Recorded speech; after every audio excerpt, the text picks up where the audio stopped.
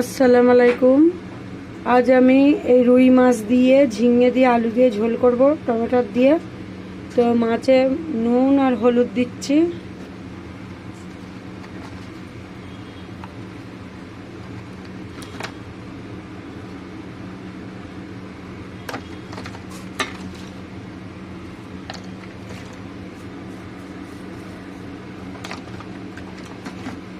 তো নুন হলুদ দেওয়া হয়ে গেছে, এটা মেখে নেব।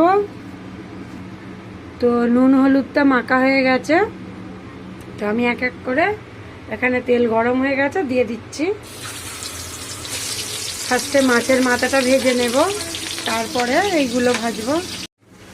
তো মাছগুলো সব ভাজা হয়ে গেছে। এই মাছ ভাজার তেলেতেই পেঁয়াজ দিয়ে দিচ্ছি।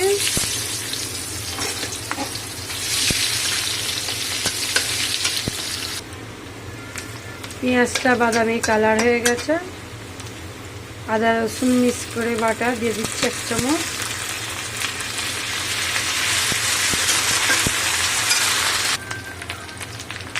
আদা রসুন পাক হয়ে গেছে, এখানটায় দিয়ে দিচ্ছি ঝিঙে ডাঁটা আলু ধুয়ে রাখা।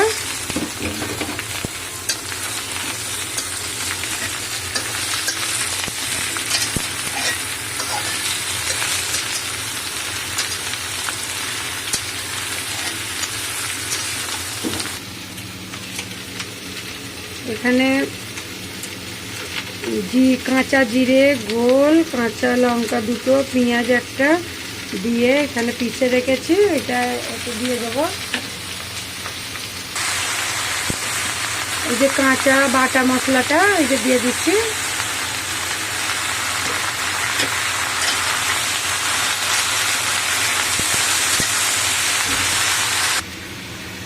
এখানে হলুদ, জিরে গুঁড়ো, নুন, ধনে গুঁড়ো, লাল লঙ্কা, এটা কাশ্মীরি লাল লঙ্কা দিয়েছি। তো সব মশলাগুলো অল্প অল্পই দিচ্ছি। এখানে বাটা মশলাটা দিয়ে কষা হচ্ছে, কষা হয়ে গেছে মোটামুটি। তো এখানে এই গুঁড়ো মশলাগুলো দিয়ে দিচ্ছে।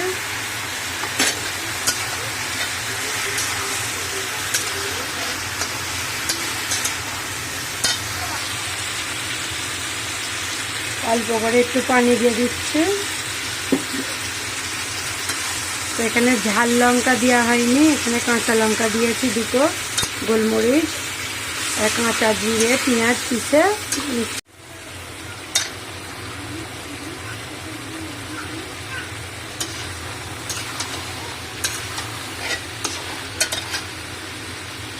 তো এখানে টমেটো দিয়ে দিচ্ছে।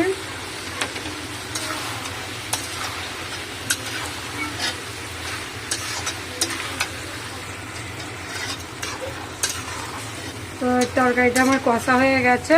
তো এখানে টমেটোগুলো গলে গেছে, এখানে পানি দিয়ে দিচ্ছি।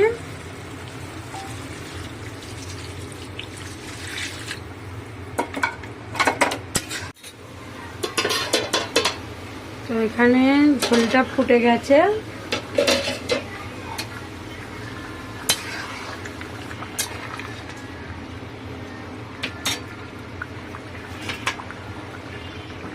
এখানে ঝোলে রুই মাছের মাথাটা দেওয়া হচ্ছে। মাছগুলো সব দেওয়া হচ্ছে লাস্টে বেলায়।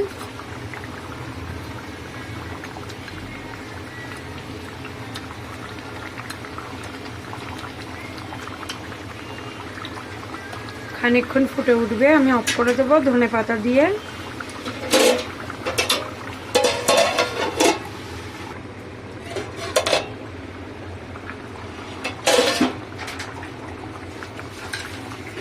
তো মাছ দেওয়ার পরে এটা ফুটে গেছে, তো এখানে আমি ধনেপাতা দিয়ে দিচ্ছি। লাস্ট ফিনিশিং চলছে এটা, আর এটা এক্ষুনি হয়ে যাবে।